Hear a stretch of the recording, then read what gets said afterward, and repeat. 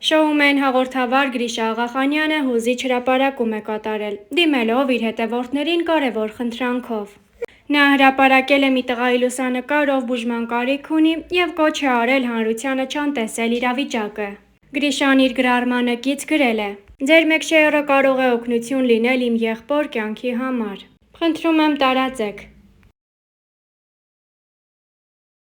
Ամալիա Հովհաննիսյանի Լայֆրում հաղորդաշարին հյուրընկալվել էին Գրիշա Աղախանյանն ու որդին՝ Ալեքսանդրը։ Star News-ը հետևել է զրույցին և առանձնացրել հետաքրքիր հատվածներ։ Հատկանշական է, որ սա Ալեքսանդրի առաջին հարցազրույցն էր, որի ընթացքում նա զրույցին մասնակցեց անկեղծ ու բաց կերպով։ Անդրադառնալով ժամանակավոր բաժանումներին, Գրիշա Աղախանյանը նշեց, որ որդու հետ իրենց կապն այնքան խորն է և հեռավորությունը հեշտությամբ չեն հաղթահարում։ Նրա խոսքով երկարատև բաժանումներն այլևս իրենց համար ընդունելի չեն, և այժմ էլ որոշում են կայացրել մշտապես միասին լինելու։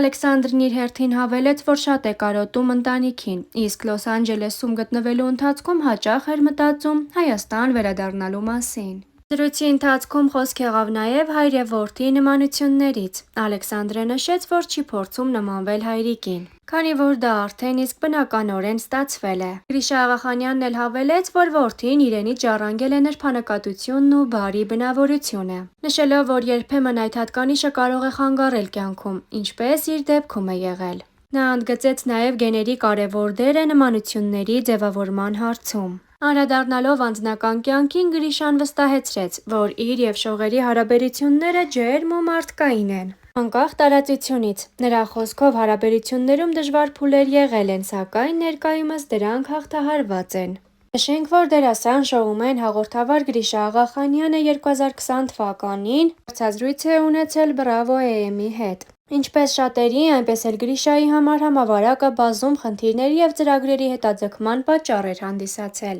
ինչ տվեց արտակարգ դրությունը։ Շատերն ասում են, որ սկսել են վերարժևորել կյանքը։ Պետք է երկու տեսանկյունից նայել հարցին։ Այո, շատերը կարողացան իրենց ընտանիքին ավելի շատ ժամանակ հատկացնել, բայց շատերի դեպքում էլ այդ ժամանակահատվածը բաժանման առիթ հանդիսացավ, քանի որ հայկական ընտանիքներում ընդունված է. տղամարդը պետք է աշխատի, գումար բերի, կերակրի, հոգա բոլորի կարիքները, իսկ եթե տանն է և կա հացի խնդիր, դա բերում է ընդհարումների։ Այդ հանգամանքը նույնպես պետք չէ աչքաթող անել։ Խոսեցինք բաժանություններից և ֆինանսական խնդրից, որը կարող է ընտանիքների քայքայման պատճառ լինել։ Թե դուք և թե ձեր կինը տուժած ոլորտների աշխատակիցներ եք, ֆինանսական անկայուն վիճակը ձեր տանը կռիվ չի գցել։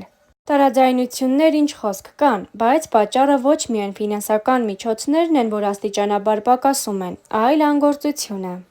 որին ոչ ես, ոչ էլ շողերը սովոր չենք։ Իսկ այսօր, երբ օրը 24 ժամ միասին ենք, անգամ եթե չցանկանայինք էլ, վեճի մի առիթ ծագում է։ Մի բան հաստատ է, որ եթե վիրուսը չլիներ, մեր վեճերն էլ քիչ կլինեին, և ոչ միայն մեր, այլ նաև շատ ընտանիքներում կնվազեին վեճերը։ Դժվարությունները դժվարություններ, բայց խոստովանենք, որ այս իրավիճակում ինչ-որ առումով շահել են երեխաները։ Վստահ եմ, մի լավ շփվել եք ձեր փոքրիկ որդու հետ։ Տղաս արդեն 6 տարեկան է։ Նրա հետ խոսելը, շփվելը, որոշ թեմաներ քննարկելը բավական հետաքրքիր է։ Այս օրերին ժամանակ ենք անցկացնում ամառանոցում, լողավազանում լողում ենք, լեգոներ ենք հավաքում։ Սկսել ենք միասին աշխարհագրություն ուսումնասիրել և արդեն շուրջ 55 երկիր գիտի մայրաքաղաքներով։ Կարանտինային այս օրերի միակ լավ կետն իրոք այն էր, որ որդուս հետ կարողացա ավելի շատ ժամանակ անցկացնել։ Վերջերս նկատեցի մի հայտարարություն, որում նշված էր, որ հաղորդավարների ձեր դպրոցը հայտարարում է անցկացնում ամառանոցում, լողավազանում լողում ենք, լեգոներ ենք հավաքում։ Սկսել ենք միասին աշխարհագրություն ուսումնասիրել և արդեն շուրջ 55 երկիր գիտի մայրաքաղաքներով։ Կարանտինային այս օրերի միակ լավ կետն իրոք այն էր, որ որդուս հետ կարողացա ավելի շատ ժամանակ անցկացնել։ Վերջերս նկատեցի մի հայտարարություն, որում նշված էր, որ հաղորդավարների ձեր դպրոցը հայտարարում է ընդունելություն։ Սա վաղեմի ցանկություն էր, թե միտքը հղացավ կարանտինում։ Իրականում միտքը կար դեռ տարիներ առաջ, բայց մտածում էի դեռ պատրաստ չեմ։ Կարծում եմ այն, ինչ անում եմ, և լավ է ստացվում, այլ բան է այդ մասին դասավանդելը բոլորովին այլ։ Աբել Աբելյան արվեստի դպրոցի հետ համատեղ հիմնեցինք իմ հաղորդավարական դպրոցը և ընդունելությունը կմեկնարկի սեպտեմբերին Երևանում, Գյումրիում, Արմավիրում և Վանաձորում, իսկ դասերը կսկսվեն հոկտեմբերի ավարտին։ Կա ներքին վստահություն, որ այո, այսօր ես պատրաստ եմ տարիների իմ փորձը կիսել այն մարդկանց հետ, ովքեր կունենան դրա ցանկությունը։ Վստահ եմ, լավ արդյունքներ կգրանցենք։ Մեր նախորդ զրույցի ժամանակ անելիքները շատ էին։ Իհարկե որոշներն իրականացրեցիք, բայց կարծես կարանտինը մի քիչ ծրագրերը կիսատ թողեց։ Ստենդափն իրականացրեցինք եւ ասեմ, վատ չավարտվեց։ Որոշակի շտկումներ պետք է արվեին, բայց ընդհանուր առմամբ համարում եմ, որ այն ստացվել է։ Ելույթներ էի պլանավորել նաև Գարնանը եւ Աշնանը, բայց վիրուսը խանգարեց։ Սպիտակցի Հայկոյի հետ թողարկեցինք, որը բավական մեծ դիտելիություն ունեցավ։ Ամերիկայի Միացյալ Նահանգներում նախնական փուլում գտնվող որոշ նախագծերի աշխատանքները դադարեցրել ենք։ Հեռուստատեսային մի ծրագիր օդում մնաց եւ այդպես շարունակ։ Հույս ունենանք շուտ կվերադառնանք բնական կյանքի եւ կփորձենք իրականացնել այս նախագծերը։ Ինքնաժամային այս փուլի որոշ արտիստներ հայտնեցին Հայաստանը լքելու ցանկության մասին։ Դուք Միացյալ Նահանգներ մեկնելու խնդիր չունեք։ Հետաքրքիր է, հնարավոր է պայմանները ձեզ էլ չբավականեցնեն եւ տեղափոխվելու որոշում կայացնեք։ Մի լավ խոսք կա, երբեք մի ասա երբեք։ Ես 10 տարի ապրել եմ արտերկրում եւ կրկին տեղափոխվելու ցանկություն չունեմ, քանի որ սիրում եմ, ավելի ճիշտ հիվանդագին եմ սիրում Հայաստանը։ Եվ հետաքրքիրն այն է, որ տարեց տարի այդ սերն էլ ավելի է ուժ գնանում, չգիտեմ միգուցե տարիքից է, բայց օր-օրի հայրենիքիս ավելի եմ կապվում։ Չեմ պատկերացնում այն, ինչ պետք է լինի կամ ինչի պատճառով ես կարող եմ կրկին լքել։ Հայրենիքի հանդեպ սերը կարող է բերել նրան, որ մի օր էլ ձեր որդիներին, Հայկին եւ Հրանտին խորհուրդ տաք գալ Ամերիկայի Միացյալ Նահանգներից եւ այստեղ բնակություն հաստատել։